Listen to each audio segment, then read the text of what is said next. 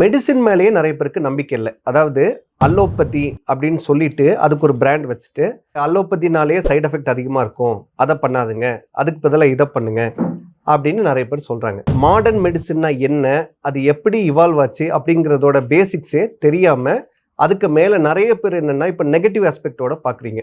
So இந்த வீடியோவில் நம்ம என்ன பார்க்க போகிறோம்னா, மாடர்ன் மெடிசின் எப்படி வந்துச்சு, அதனால் வந்த நல்ல விஷயங்கள் என்ன, ஏன் மாடர்ன் மெடிசனை ட்ரஸ்ட் பண்ணுங்கிறத பார்த்துருவோம். எல்லாருக்கும் வணக்கம். நான் உங்கள் கிட்னி மருத்துவர் டாக்டர் வாத்சல்யன் பேசுகிறேன். இப்போ நம்ம தமிழ்நாடோட வரலாற்றையே பாருங்கள். 1000 வருஷத்துக்கு முன்னாடி பார்த்தீங்கன்னா நம்ம சோழர்கள் தான் சவுத் ஈஸ்ட் ஏஷியாலேயே அதிகமான இடத்த ஆட்சி பண்ணாங்க. தோராயமாக 200 வருஷங்கள் நல்லா ஆட்சி பண்ணிட்டு இருந்தாங்க. ஸோ அந்த டைமில் நம்மளோட சிவிலைசேஷன் தான் பீக்கில் இருந்துச்சு. ஆனால் அதுக்கப்புறம் என்னாச்சு, படிப்படியாக குறைஞ்சிச்சு. ஒரு 400 வருஷத்துக்கு முன்னாடி தோராயமாக என்னாச்சு, ஆங்கிலேயர்கள் நம்மளை ஆட்சி பண்ண ஆரம்பிச்சாங்க. நம்ம அடிமை மாதிரி ஆனோம். ஏன்னு இல்லை யாராவது யோசிச்சிங்களா?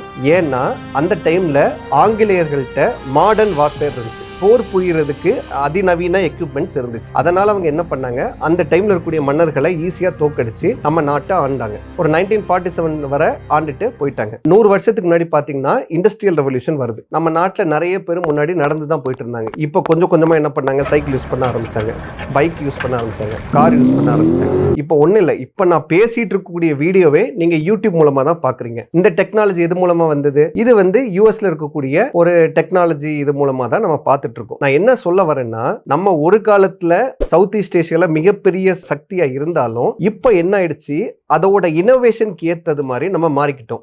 ஸோ அந்த டைம்ல நம்ம தமிழர்கள் நிறைய இடத்த ஆட்சி பண்ணோம். ஆனா அதுக்கப்புறம் ஒரு 400 வருஷமா பாத்தீங்கன்னா ஆங்கிலேயர்களோட இன்ஃப்ளூயன்ஸ்ல அவங்களோட இது இனோவேஷன்ஸை வச்சு நம்ம கொஞ்சம் கொஞ்சமாக அதை வச்சு வாழ்ந்துட்டு இருக்கோம். இப்போ நம்ம நல்லபடியாக தானே வாழ்ந்துக்கிட்டு இருக்கோம். இப்போ நம்ம ஒரு இடத்துக்கு போனோம் அப்படின்னா பைக் எடுத்துகிட்டு போகிறோம், இல்லை கார் எடுத்துகிட்டு போகிறோம். ஸோ இந்த மாதிரி நிறைய இனோவேஷன்ஸ் வரலாற்றுகளில் நடந்துக்கிட்டே இருக்கும். அதே மாதிரி இனோவேட்டான மருத்துவம் பேர் தான் மாடர்ன் மெடிசன். நிறைய பேர் இதை அலோபதின்னு சொல்கிறாங்க, பட் யூஸ்வலாக ப்ரிஃபர் பண்ணக்கூடிய டேர்ம் பேர் மாடர்ன் மெடிசன்.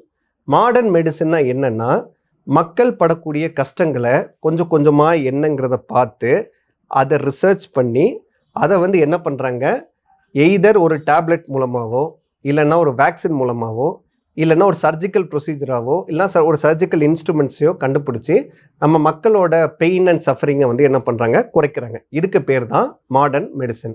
ஸோ நீங்கள் என்ன ஒன்று புரிஞ்சுக்கணும் அப்படின்னா, மாடர்ன் மெடிசன்ங்கிறது அப்படி சும்மா நடக்கிறது இல்லை. இப்போ ஒரு டேப்லெட் எடுத்து இதை அப்படி போடுங்க அப்படின்னு வரதில்லை. ஃபார் எக்ஸாம்பிள், இப்போ ஒரு டேப்லெட் உற்பத்தியாவது வருதுன்னா அந்த மாலிக்யூல் என்னங்கிறத லேபில் ஃபஸ்ட்டு கண்டுபிடிக்கணும். அதுக்கப்புறம் என்ன பண்ணுறாங்க, அதை அனிமல்ஸ்க்கு கொஞ்சம் கொஞ்சமாக கொடுத்து அதோட சேஃப்டி டோஸ் எந்த அளவுக்கு கொடுத்தா சேஃப்டி அப்படிங்கிறத கண்டுபிடிக்கிறாங்க.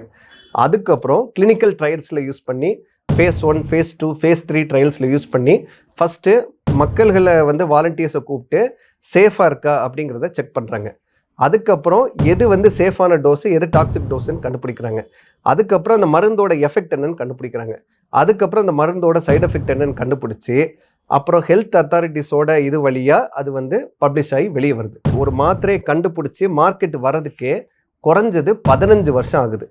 ஸோ ஒரு டாக்டர் ஒரு டேப்லெட்டை எழுதுறாங்கன்னா அது அத்தனை வருஷம் ரிசர்ச் தாண்டி படிப்படியாக தான் என்ன ஆகுது, மக்களோட பயன்பாட்டுக்கு வருது. இப்போ நான் மாடர்ன் மெடிசன் சொன்னாலே நாட்டு வைத்தியங்கள் பண்ணுறவங்களுக்கு ரொம்ப கோவம் வருது. தயவு செஞ்சு ஒன்று புரிஞ்சுங்க, நான் நாட்டு வைத்தியத்தை பற்றி குறை சொல்லலை. ஃபார் எக்ஸாம்பிள், இப்போது நமக்கு கிளியர் கட்டாக தெரியும், இப்போ நமக்கு ஒரு சளி பிடிச்சிருக்கு அப்படின்னா மாடர்ன் மெடிசனில் பெருசாக ட்ரீட்மெண்ட்டே இன்னுமே கிடையாது.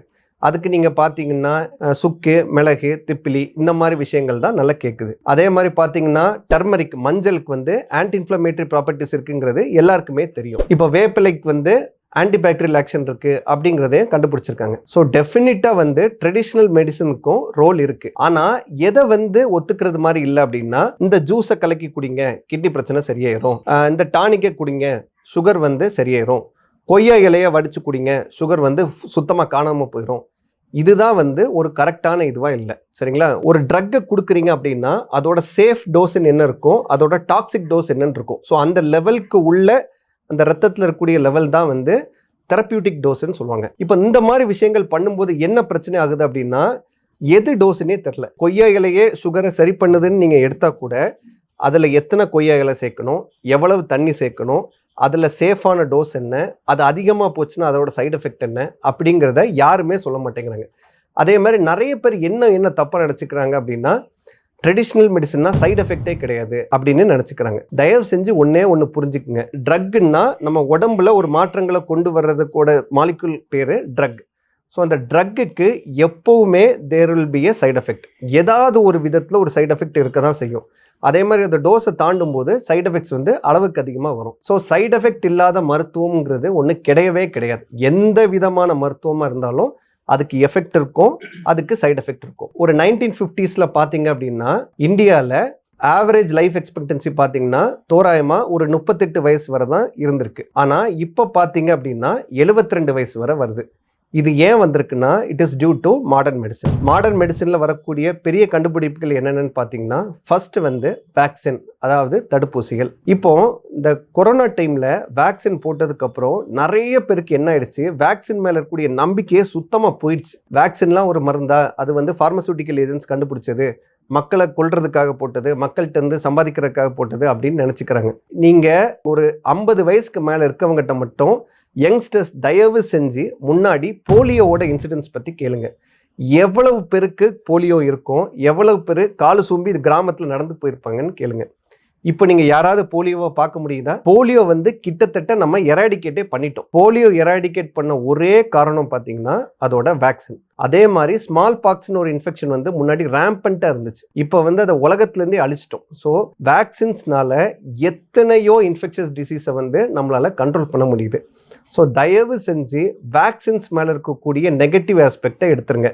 வேக்சினுக்கு சைடு எஃபெக்ட் கண்டிப்பாக இருக்குது, ஆனால் அதோட சைடு எஃபெக்ட் இன்சிடென்ட்ஸ் பார்த்தீங்கன்னா ரொம்ப ரொம்ப கம்மி. ஆனால் வேக்சின்ஸை கரெக்டாக பயன்படுத்துறதுனால தான் இன்னுமே 5 வயசுக்கு கீழே இருக்கக்கூடிய குழந்தைங்களுக்கு நிறைய இன்ஃபெக்ஷன்ஸை நம்மளால் கண்ட்ரோல் பண்ண முடியுது. அடுத்து ஆன்டிபயோட்டிக்ஸ். ஸோ ஆன்டிபயோட்டிக்ஸ் பார்த்தீங்கன்னா இப்போ ஒரு 1950s 1970sலாம் பார்த்தீங்கன்னா குழந்தைங்களுக்கு ஏதாவது ஒரு இன்ஃபெக்ஷன் வந்துச்சுன்னா அவ்வளோதான், குழந்தை இறந்து போயிடுவாங்க. ஏன்னா அந்த டைமில் அதுக்கு கரெக்டான ஆன்டிபயோட்டிக்ஸ் வந்து நம்ம உலகளவில் வந்து சில கண்ட்ரீஸில் மட்டும்தான் அப்போ இருந்துச்சு.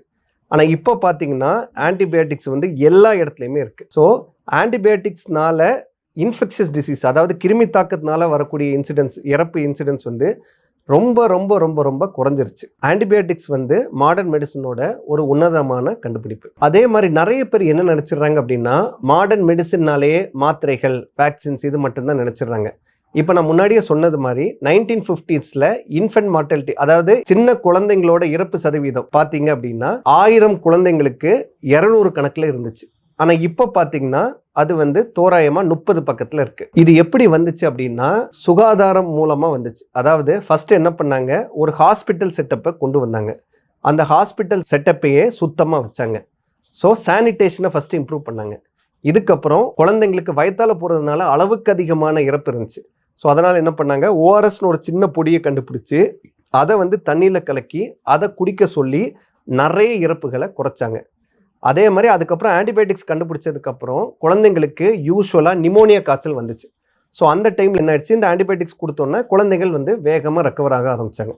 ஸோ இந்த மாதிரி தான் முன்னாடி குழந்தைங்களோட இறப்பு சதவீதமோ தாய்களோட இறப்பு சதவீதமோ அதிகமாக இருந்துச்சு. ஆனால் இப்போ மாடர்ன் மெடிசனால் அது அளவுக்கு அதிகமாக நல்லா குறைஞ்சிருச்சு. ஸோ தயவு செஞ்சு சோஷியல் மீடியாவில் சில விஷயங்களை பார்த்து மாடர்ன் மெடிசின்னு சொல்லாமல் அது அலோபதி, அதுக்கு சைடு எஃபெக்ட்ஸ் இருக்குது, அதுக்கு இப்படி இருக்குன்னு தயவு செஞ்சு பேசாதுங்க. ஏன்னா மாடர்ன் மெடிசின்னால தான் லைஃப் எக்ஸ்பெக்டன்சி வந்து சிக்னிஃபிகண்ட்டாக அதிகமாக இருக்குது. ஸோ மாடர்ன் மெடிசனில் எல்லா ட்ரெடிஷ்னல் மெடிசின்ஸ் மாதிரியும் சைடு எஃபெக்ட்ஸ் இருக்க தான் செய்யுது. ஸோ அதுக்கு தான் நம்ம என்ன பண்ணணும், ரிஸ்க் ரிவார்ட் ரேஷியோ வச்சு பார்க்கணும். வேக்சின்ஸ்னால என்ன ஆகும்னா சில கிட்னி பிரச்சனைகள் புதுசாக வரும். ஃபார் எக்ஸாம்பிள் இப்போ நீங்கள் பார்த்தீங்கன்னா இப்போ கொரோனா வேக்சின் டைமில் நான் கிட்டத்தட்ட ஒரு 10 கிட்னிக்கு வந்து புதுசாக வந்து கிளாமருலர் நெஃப்ரைட்டிஸ் மாதிரி கண்டுபிடிச்சோம். வேக்சின்ஸ்னாலேயும் சில நோய்கள் வந்து வரும். ஆனால் அதை வந்து கரெக்டாக யாருக்கு தேவையோ அவங்களுக்கு போட்டுட்டு யாருக்கு தேவையில்லையோ அவங்களுக்கு போடக்கூடாது.